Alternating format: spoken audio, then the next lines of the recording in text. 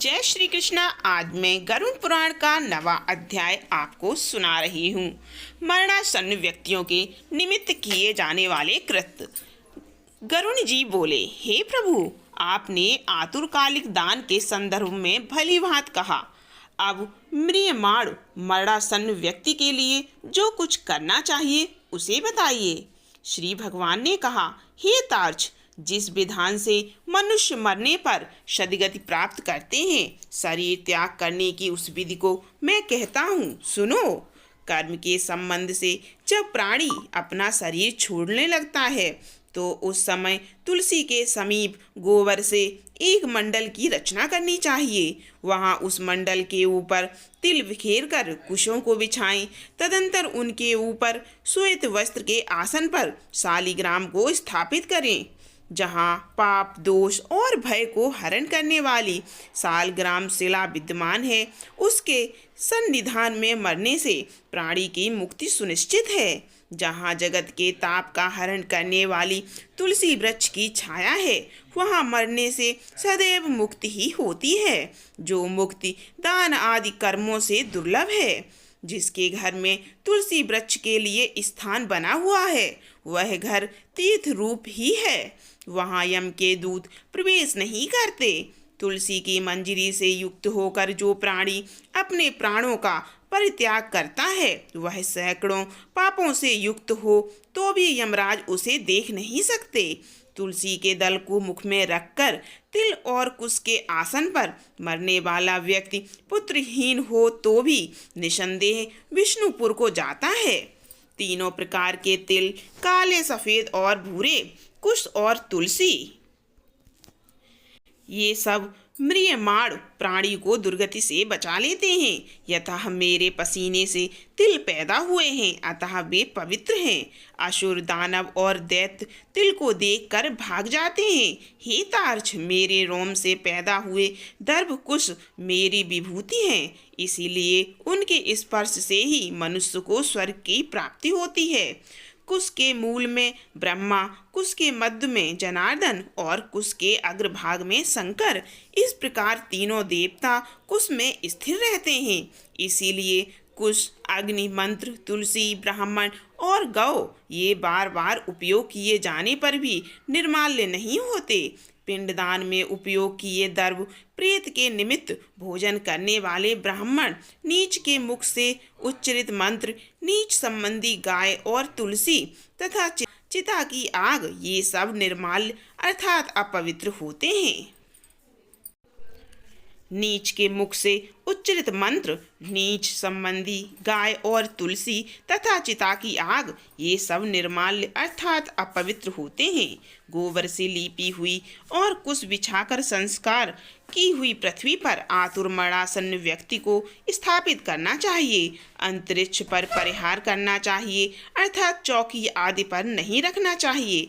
ब्रह्मा, विष्णु, रुद्र तथा अन्य सभी देवता और हुताशन अग्नि, ये सभी मंडल पर विराजमान रहते हैं। इसीलिए मंडल की रचना करनी चाहिए। जो भूमि लेप रहित होती है, अर्थात मल मूत्र आदि से रहित होती है, वह सर्वत्र पवित्र होती है। किंतु जो भूमि भाग कभी लीपा जा चुका है या मल मूत्र आदि से दूषित है, वहाँ पुनः लीपने पर उसकी शुद्धि हो जाती है। बिना लीपी हुई भूमि पर और चारपाई आदि पर या आकाश में भूमि की सतह से ऊपर राक्षस, पिशाच, भूत, प्रेत और यमदूत प्रविष्ट हो जाते हैं।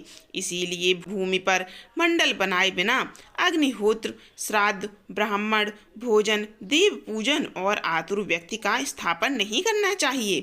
इसीलिए लीपी हुई भूमि पर आतुर व्यक्ति को लिटाकर उसके मुख में स्वर्ण और रत्न का प्रक्षेप करके शालग्राम स्वरूपी भगवान विष्णु का पादोदाक देना चाहिए। जो शालग्राम शिला के जल को बिंदु मात्र भी पीता है, वह सभी पापों से मुक्त हो वैकुंठ लोक में जाता है। इसीलिए आतुर व्यक्ति को महापातक को नष्ट करने वाला गंगा जल को देना चाहिए। गंगा जल का पान सभी तीर्थों में किए जाने वाले स्नान दान आदि के पुण्य रूपी फल को प्रदान करने वाला है। जो शरीर को शुद्ध करने वाले चंद्रायण व्रत को 1000 बार करता है और जो एक बार गंगा जल का पान करता है, वे दोनों समान फल वाले रहते हैं।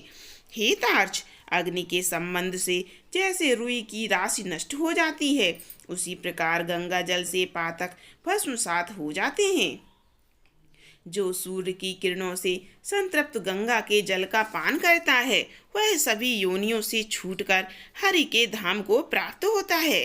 अन्य नदियां मनुष्यों को जलावगाहन स्नान करने पर पवित्र करती हैं, किंतु गंगा जी तो दर्शन, स्पर्श, दान अथवा गंगा इस नाम का कीर्तन करने मात्र से सैकड़ों हजारों पुण्य रहित पुरुषों को भी पवित्र कर देती है। इसीलिए संसार से पार लगा देने वाले गंगा जल को पीना चाहिए।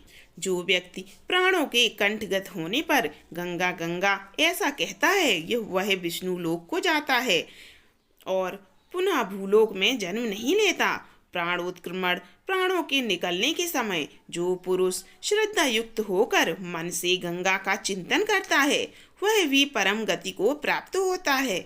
अतः गंगा का ध्यान, गंगा को नमन, गंगा का स्मरण करना चाहिए और गंगा जल का पान करना चाहिए। इसके बाद मोक्ष प्रदान करने वाले श्रीमद् भागवत की कथा को जितना संभव हो उतना श्रवण करना चाहिए। जो व्यक्ति अंत समय में श्रीमद् भागवत के एक श्लोक, आधे श्लोक अथवा एक पाठ का भी पाठ करता है, तो वह ब्रह्मलोक को प्राप्त होकर पुनः संसार में कभी नहीं आता।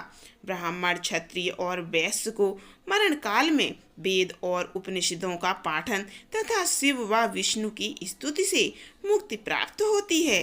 हे खग, प्राण त्याग के समय मनुष्य को अनशन व्रत अर्थात अन्न तथा जल का त्याग करना चाहिए और यदि वह विरक्त द्विजन्मा हो तो उसे आतुर संन्यास लेना चाहिए।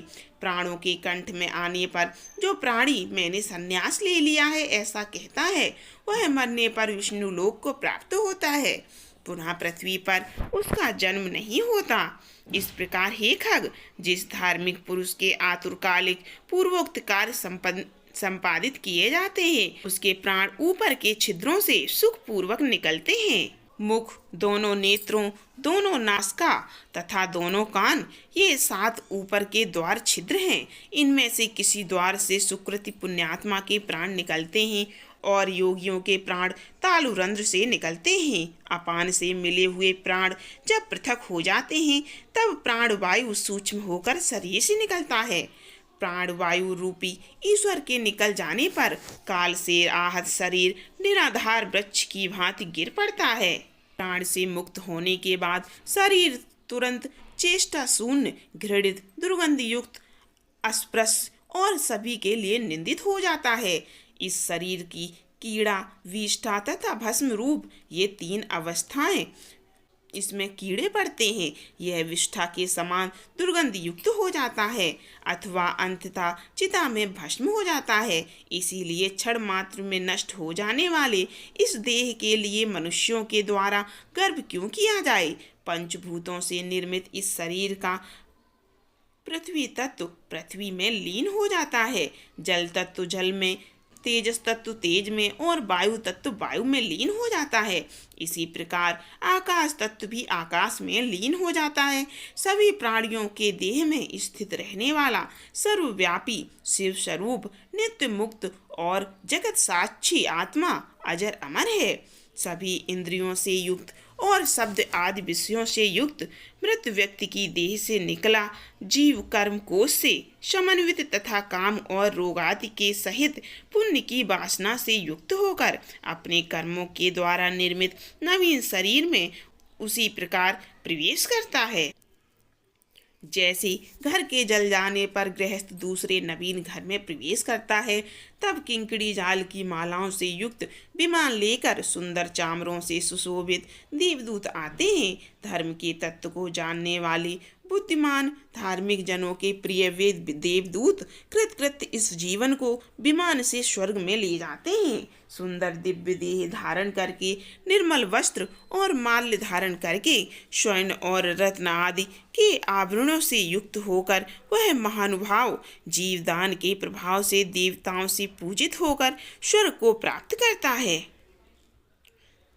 इस प्रकार से गरुड़ पुराण के अंतर्गत सारोद्वार में म्रियमाण कृत्य निरूपण नामक नवा अध्याय पूरा हुआ। 10वां अध्याय सुनने के लिए चैनल को सब्सक्राइब कर लें और वीडियो को लाइक जरूर कीजिएगा और वीडियो पूरी देखिएगा।